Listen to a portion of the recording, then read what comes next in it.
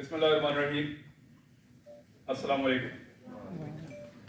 ये रिपोर्ट मेरे पास है और मैं मुबारकबाद पेश करता हूँ अवेयरनेस फाउंडेशन वालों को, जिन लोगों ने इसमें काम किया उन सबको। मैंने रिपोर्ट को अभी पढ़ा है और मैंने थोड़े दिन पहले भी इसको देखा था। मुझे इसकी एक कॉपी,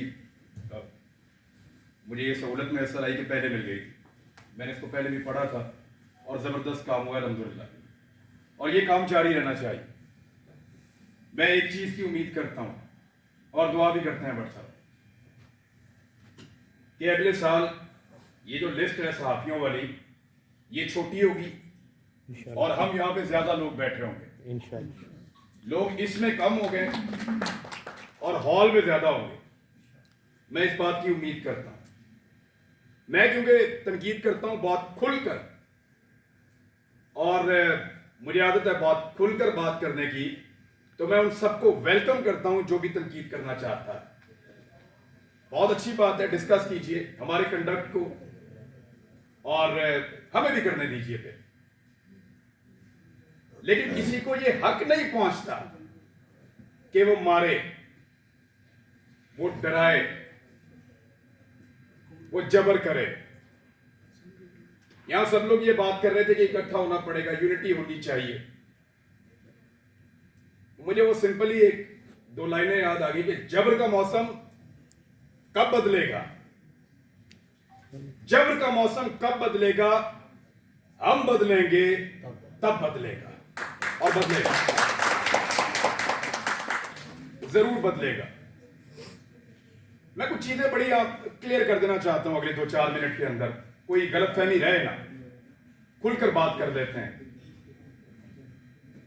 हमारे ऊपर पर्चे देने की औकात पॉलिटिशियंस की नहीं है। ये क्या बेचते हैं, पर्चा देंगे हम पे, कमजोर लोग, बुज़दिल। ये इमरान खान पर्चा करवाएगा, नवाज शरीफ करवाएगा, आसिफ जरदारी पर्चा करवाएगा हम पे। ये औकात है पर्चा देने की इनकी।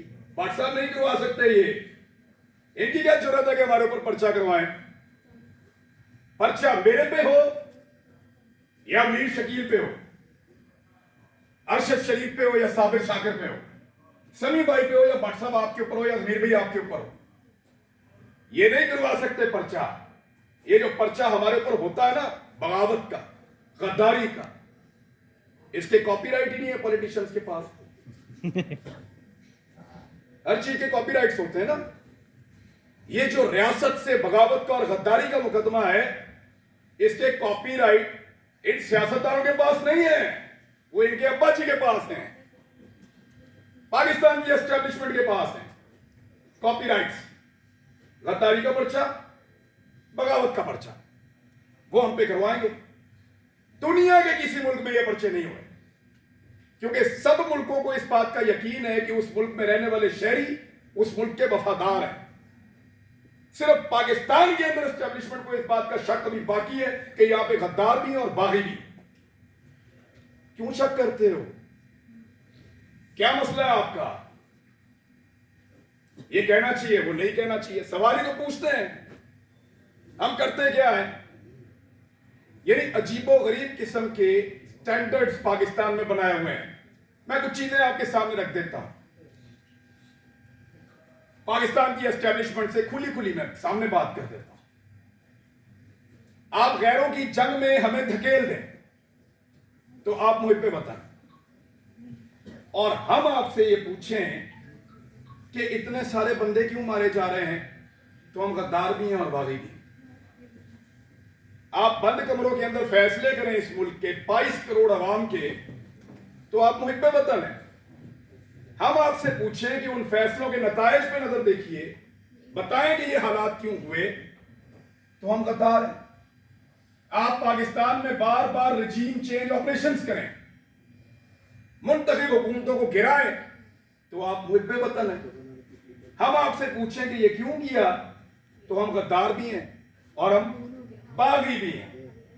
आप वजीर आजमों के इंटरव्यूज करें और फैसला करें कि इसको बनाना है और इसको नहीं बनाना, तो आप मुझ पे बताना। और हम जब ये कहें कि जनाब अवाम का फैसला होना चाहिए, ये 22 करोड़ लोग हैं, कीड़े मकोड़े नहीं हैं, तो हम गद्दार भी हैं। और हम बागी भी हैं। यदि आप बगावतों के और गद्दारियों के मुकदमे दर्ज करवाएं जो पूरी दुनिया में नहीं हो रहे, और जब हम आपको ये कहें कि क्या हम बागी हैं, तो उस पर भी हम बागी हैं, उस पर भी हम गद्दार हैं। यदि अजीबोगरीब किस्म का क्राइटेरिया बनाया हुआ है, आप हमारे लिए हमारे मुल्क की जमीन को तंग कर दें, तो आप मुहिब्बे वतन हैं, और हम अपनी जमीन पे आजादी से रहने का हक मांगें, तो हम गद्दार हैं, हम बागी हैं। आप खुदा ना खास्ता कभी हार भी जाएं, तो आप मुहिब्बे वतन हैं, और हम आपसे पूछें कि हुजूरे वाला ये क्या हुआ था, तो हम गद्दार हैं, हम बागी हैं। आप किसी एक तजर्बे में नाकाम हो जाएं, तो आप मुहिब्बे वतन हैं, और हम सिर्फ नाकामी की निशानदेही कर दें, तो हम गद्दार हैं, हम बागी हैं। हम हंसे तो गद्दार हैं, रोए तो गद्दार हैं, बोले तो गद्दार हैं, चुप रहे तो गद्दार हैं, बात करें तो गद्दार हैं, ना करें तो गद्दार हैं, हम सवाल करें तो गद्दार हैं, जवाब मांगे तो गद्दार हैं, जवाब ना देने पर रिएक्ट करें फिर गद्दार हैं। क्योंकि हम पैदा हुए हैं हुजूर गद्दारी के। हमारे गलों में ना तख्तियां डालो और हमें चक्कर लगवाओ पाकिस्तान के गद्दार लिखकर, हमारे माथों पे लिखो गद्दार, इधर या लिखो या गोली मार दो, हमारे लिए वो ज्यादा आसान होगा। तकलीफ होती है। अरशद शरीफ ने किसके लिए आवाज नहीं उठाई थी? आप सारे गवाह हैं। जिसको मार पड़ी वो उसका शदीद तरीन मुखालिफ होने के बावजूद कहता रहा कि गलत मारा, तो तकलीफ होती है ना। भट्ट साहब नाकामी थी हमारी, उसका हम पे एतबार खत्म हो गया। भट्ट साहब उसको पता चल गया अब उसका बोझ नहीं उठा सकते, वो इसलिए मुल्क छोड़ के गया था। उन्हें पता लग गया ताड़ तो गाल उत्ते हो, हम पे उसका एतबार खत्म हो गया था। तकलीफ होती है, चुप करके निकल लिया। इन्होंने मजाक उड़ाया उसकी तस्वीर दिखा दिखा कर, हमारे इख्तिलाफात को हमारे खिलाफ इस्तेमाल किया, हमारे लोगों को तस्वीर भेजी कि ये देखो भाग रहा है, फोटो लगाओ सोशल मीडिया पे, गंदा करो इसको, भाग रहा है। और बुज़दिल नहीं था, बुज़दिल होता तो तुम्हारे साथ डील करता, तुम उसकी मिन्नतें कर रहे थे डील के लिए। रोज उसे कहते थे कि आओ बात करें, रोज उसे कहते थे कि आओ सरेंडर करो हमारे सामने। उसके बच्चों को थ्रेट, उसकी फैमिली को थ्रेट। अकेला था, उसको पता था सबको उसने अकेले ने संभालना, कोई और तो नहीं था उसके साथ। जाओ पूछो उसकी मां से, मैं मिलकर आया उस दिन। सारी बातें करने के बाद, पूरा हौसला देने के बाद, आखिर में वो कहती है कि अरशद तो नहीं है ना, जो कुछ भी हो अरशद तो नहीं आएगा। हम पे उसका एतबार खत्म हो गया था, इसी काबिल है हम पे भरोसा नहीं था उसका, इसलिए वो यहां से गया। बुज़दिल नहीं था, हम नकारा हो गए थे, हम उसको नहीं बचा पाए। मैं अभी थोड़ी दिन पहले मैं मोटरवे पे आ रहा था, मैंने एक वीडियो रिकॉर्ड की। मुझे इत्तला दी गई कि आप इस्लामाबाद आएंगे तो पकड़ेंगे, तो मत जाओ। तो मुझे दो वजूहात समझ आई, या तो कोई ये चाहता है कि मैं यहां के बात ना करूं, या हो सकता है वाकई पकड़ ले।